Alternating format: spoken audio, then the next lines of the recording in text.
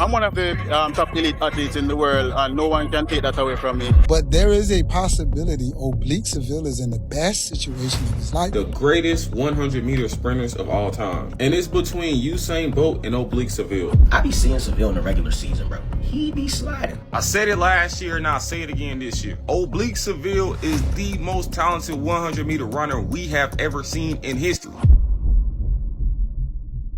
How does it feel to come here today and beat some really big names in the 100? It's something special for me because I'm one of the top elite athletes in the world, and no one can take that away from me. It's just that I haven't delivered on the world stage, and for sure, one day it will happen. And obviously you'll have your eyes set on Tokyo now, where I'm sure you'll be wanting that gold medal. So what's the plan between now and then?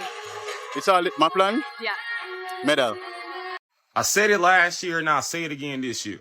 Oblique Seville is the most talented 100-meter runner we have ever seen in history.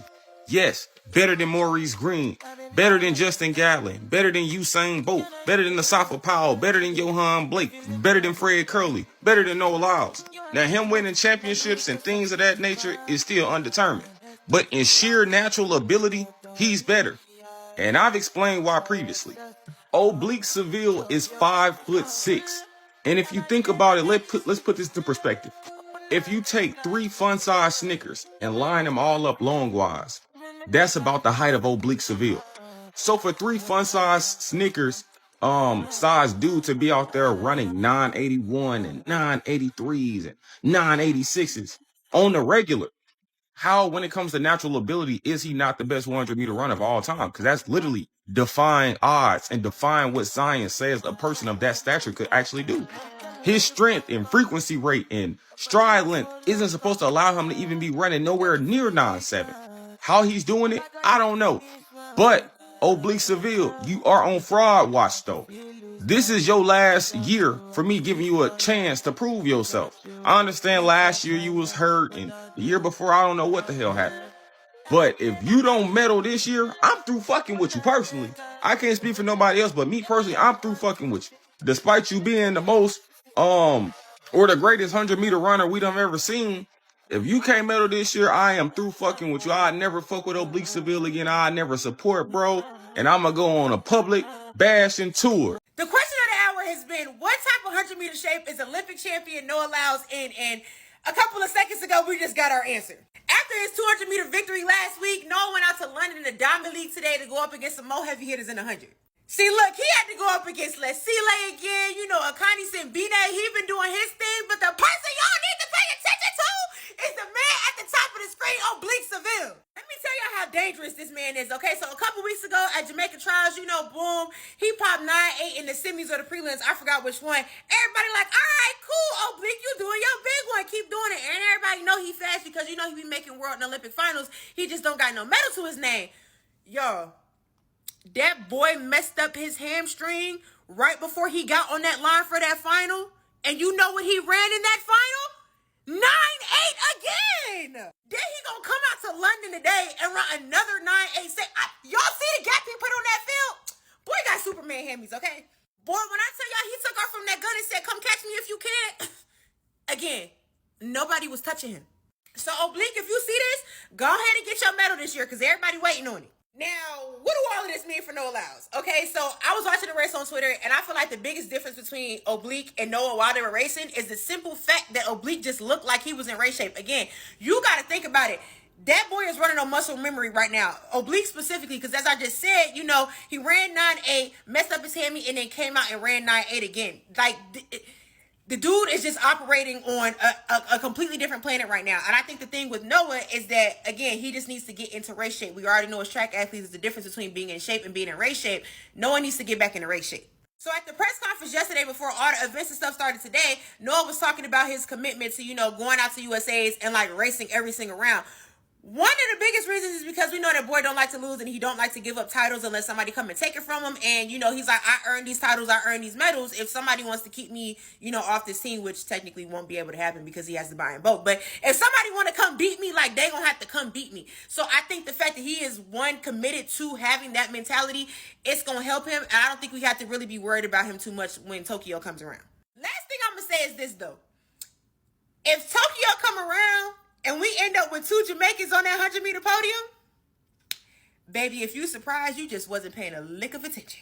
All right, man. Y'all tell me who y'all got, man. I know who I got. I think Seville gonna win. I'm gonna be honest. I think Seville is winning this weekend, bro. Now the race gonna come down to these 4. You know, you gonna have Zarnell, you gonna have Akeem Blake in there, but I think Seville is gonna win it. I be seeing Seville in the regular season, bro. He be sliding. And even in championship season, he be sliding. He always in the final. You always see him. He be in the mix. Remember last year at the Olympics, bro ran 9:91 and came in dead last. We all know that this was like the fastest final we had ever seen type shit. And I'm pretty sure Seville like pulled up at the end and still ran 9:91. That's how you know they was going fast. The boy's an animal for real, so I think he's gonna take it. I mean, just off the strength, you know, it's Noah's opener in the 100. I don't think, you know, he gonna have enough to beat Seville. Now, if he beats Seville, listen, if Noah go out there and win this weekend after he just won the 200, y'all do not understand what y'all gonna do for this man's psyche. He already think he the best thing since sliced bread. If you let him dub and hit both openers, wrap it up. Now, when you got somebody like Sabina, you know, he's always in the mix as well. You know, he's gonna find himself in the final. He may not find himself on the podium, but he's gonna find himself in the final. He gonna be in the mix. Do I think he's gonna win? No. Then you got Tobogo. You know, he's not really a 100-meter specialist, but you know he can move in that jump. His PR is 986. You know, he's no slouch. You know, he finished 6th at the Olympics last year, so yeah, you know he's fast. But who y'all got, man? I got Seville, man. That's my pick for sure. But there is a possibility Oblique Seville is in the best situation of his life because now the pressure is no longer on him. It's on Keyshain. Over the past few weeks, all media outlets, track and field media outlets, have observed Keyshain and Noah. And this is good for Oblique because he's been 4th place at the last few world championships to basically be what you were in 04. In this diabolical world of this reality, I have, because everybody's so focused on Noah and Keyshain, I have Oblique pulling it off. You got to remember, Keyshain's coach has coached the world record runner. And we had Glenn Mills, who have coached the world record runner. He's in the best situation. He has Bolt's blessing. There is a world where I have Oblique first, Keyshain second, and Noah third. I was having this debate earlier with my team, and it's really between 2 people, the greatest 100-meter sprinters of all time. And it's between Usain Bolt and Oblique Seville. You can say what you want. Oh, Oblique don't have the medals, and he don't this and that. Bruh, the man is 5'6", damn near running 9'7". There's nobody better. The only reason I'll say Usain Bolt is better than bro, just because he has the world records. And with him being that tall and being able to run that fast and that short of a distance is unorthodox. So I'll say he's better. He's a little better. But with Oblique being this short and being able to run that fast, like you down there, bro, a guy that's 5'6", now I can see you 5'9", 5'8". But 5'6", you're damn near like dwarf level type shit. Damn near midget level. Now I understand a 5'60". He ran 6'42". That's fast as fuck. But guys who are that short typically fall off after 60 meters. Bro damn near ran 9'7". And he also ran 19 in the 200 this year. So how could he not be the greatest 100-meter sprinter of all time? That's second behind Bolt.